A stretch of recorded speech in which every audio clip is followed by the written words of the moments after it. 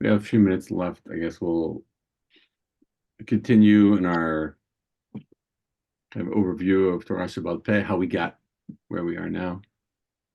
Um, so we were last time talking about how at the beginning of Beit Sheni, Torah Shabbat Peh kind of starts to take off. There's an interesting idea I heard from a couple different places that um, the up to that point there were Nevi'im, and while there's a Navi in the world bringing God's word, so man can't really speak up. When the voice of God is still being blasted, is coming over the megaphone, over the airwaves, what are we going to say? How are we going to pipe up and say something? Hashem is still speaking. But once the nevuah fades away, then the chachamim take their place, like we see in Pirkei Avot. It says that the Torah was given to Moshe Rabbeinu, given to Yoshua the right? And then the Nevi'im gave it to the Zkenim. What is Zkenim? Zkenim are the Chachamim. So this kind of transfer, passing of the baton from Nevi'im to Chachamim, or from Nevu'ah to Chokhmah. And in that context, right, in the Gemara, we know it said, Chacham adif minavi, that a Chacham has an advantage over the Navi. The Navi experiencing, and the Chacham is analyzing. He's using his intellect rather than having a kind of a more visceral, firsthand experience of God's will. And that allows the Chachamim, somebody needs to mute. That allows the Chachamim to reach with their intellect to gain more insight into the Torah than the Torah, which is a form of God's will, than the Nevi'im could, because they could only access what they're given. And so once we have this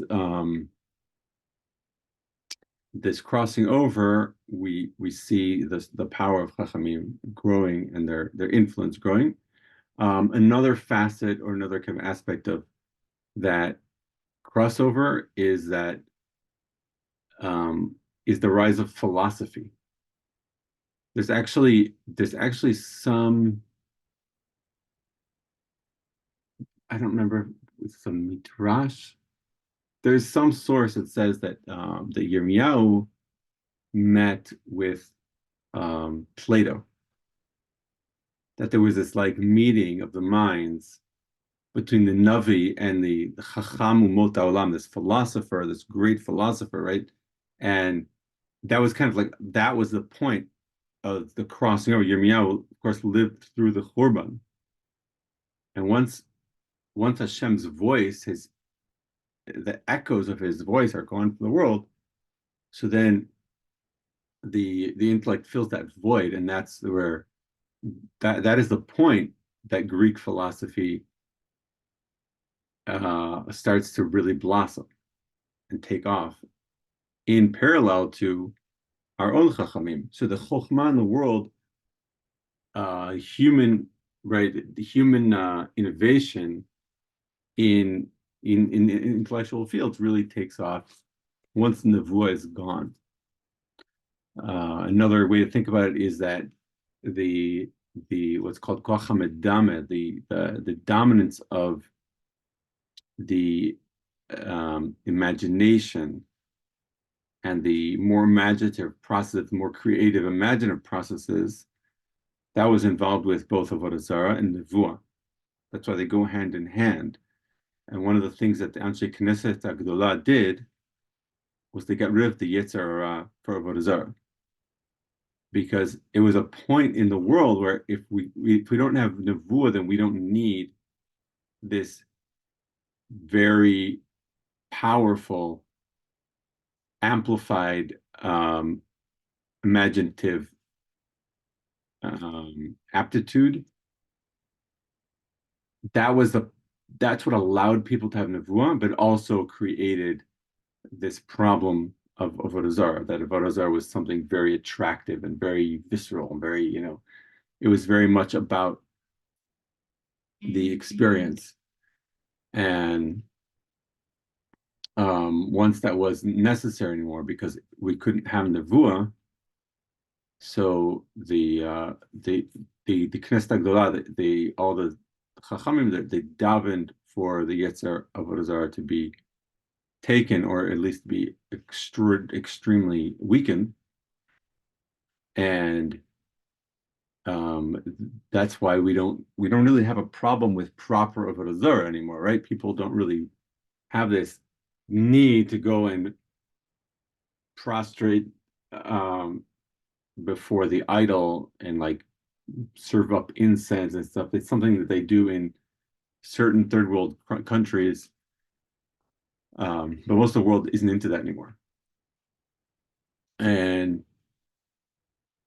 so there's just kind of like different aspects of this transition that we see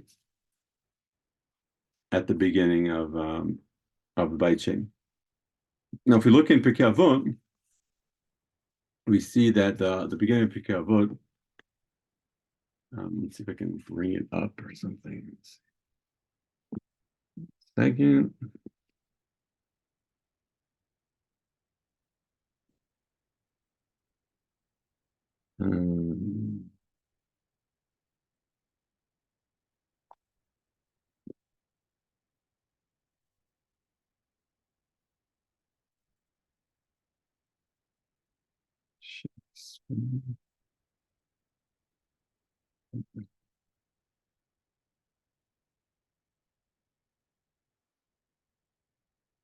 Okay. So can everybody see Pirkei Avot? Yeah. So we see Moshe Kibel Torah Sinai. That's the first Mishnah. The second Mishnah already arrives at Anshe Knesset Agdolah, Shimon HaTzadik, Haya Misharei Anshe Knesset Agdolah. We talked about that last time. He was in the Beit Din that was a continuation of Knesset Agdolah.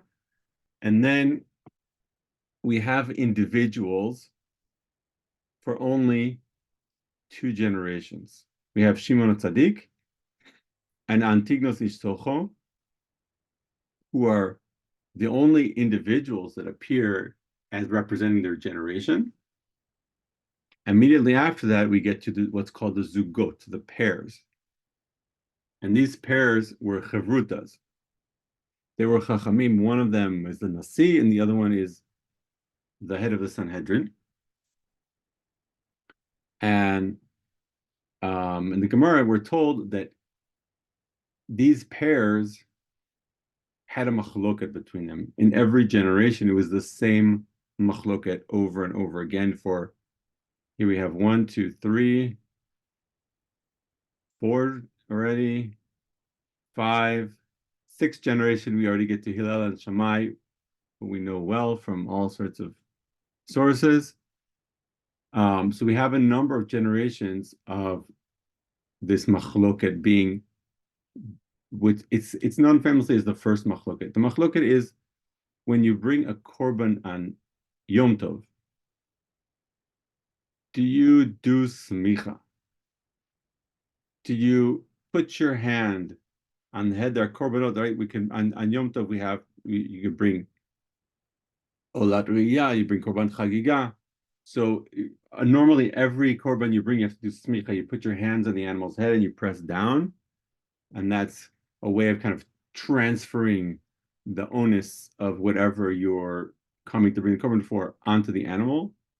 And it's a problem of using animals on something we don't do on Yom Tov.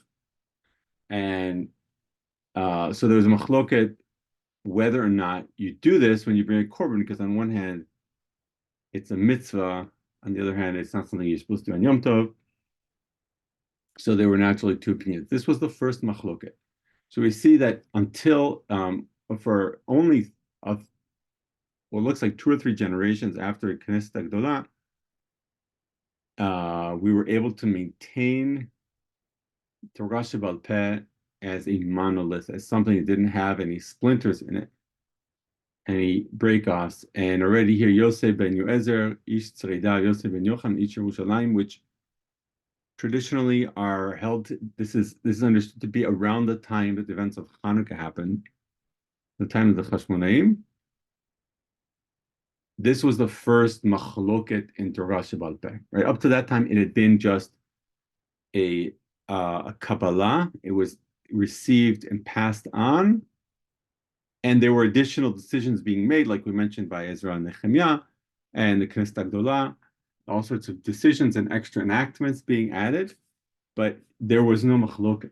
Everybody was on the same page. Everybody knew, and everybody followed the same opinions.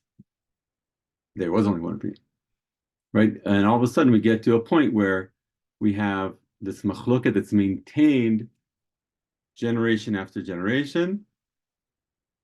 So this is kind of the beginning of this is a symptom of the fact that the interpretation of the Chachamim has become much more dominant and much more independent than where we started in the beginning of Torah Sheba'al Peh and even the beginning of Beit Sheni. This is about 150 years into Beit Sheni. And the Rambam says, where does the machloket come from? So machloket can come from a couple of different places. It's usually assumed that the machloket does not come from an error in transmission, because even though we see here, it's like portrayed as one person is encompassing and is the guardian of the Torah for that generation. It obviously didn't work that way. There were a lot of people learning Torah, and there were a lot of students, and one of them became kind of the gadol hador, the main authority in that generation. But obviously, there were a lot of people learning Torah, and there were a lot of people receiving, and so people would compare notes. And the assumption is that the machlokot don't come from errors in transmission. They come from a couple of different sources, and one of them, the primary source, is differences in interpretation for things that we didn't have a masoret for. All sorts of questions that came up that the masoret was unknown or had been lost. We have a lot of places where the Gemara relates to us that the masoret was lost for something, and then it was recovered, but not because somebody remembered it, but they kind of figured it out and came to the conclusion that's what it must have been originally. One of the most famous such stories is about Hillel.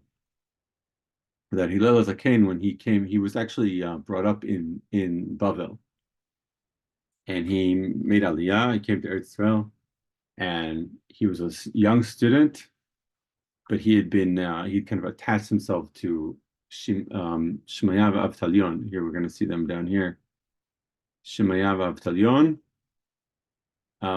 They were the Gedolei Ador, and he studied under them very studiously.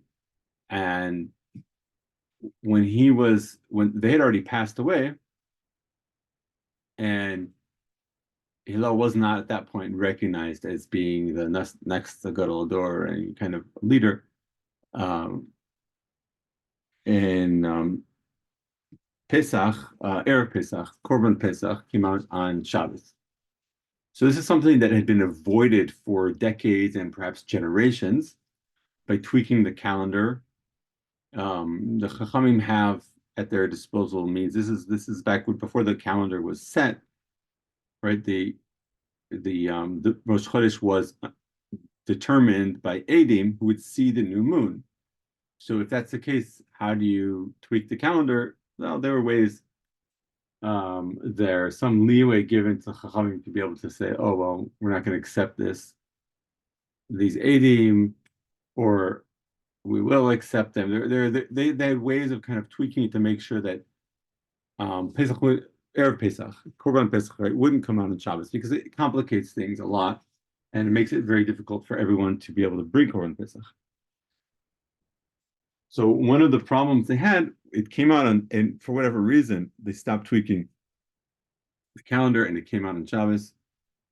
And they didn't know how do people carry their shechita knives from the lower city, Yerushalayim. Then there was no eruv, there was no connection between Har HaBayit and the city. There was like a gap where there was no eruv, there was no wall. The city had a wall, and Har HaBayit has its wall, but there was a place in between where you couldn't carry things. So they didn't understand how to get the shechita knives from their houses up to Har HaBayit. And the Chachamim were kind of like stumped. They were like, oh, what are we supposed to do in this situation? It had been so many years, it had maybe been 50 years since it had happened that the Korban Pesach came out on Shabbos. They didn't know what to do. And then Hillel Zaken piped up. He wasn't called Hillel Zaken, and he was young. Hillel pipes up and he says, oh, you can wrap you can twist the sheep's wool around the handle of the knife. You can kind of stick the knife into the wool, twist it up, get it stuck in there, and then you just the sheep will walk. You lead the sheep up to Har HaBayit, and it'll carry it for you, and that's mutter. And then he berated all the Chachamim who were there, or not the Chachamim, but the other students who were there. He said, you don't remember because you didn't study enough under Shemaya and Avtalion. So that's kind of an account of something that was lost momentarily in the sense of, in a sense, for one generation they'd forgotten, and then it was recovered, but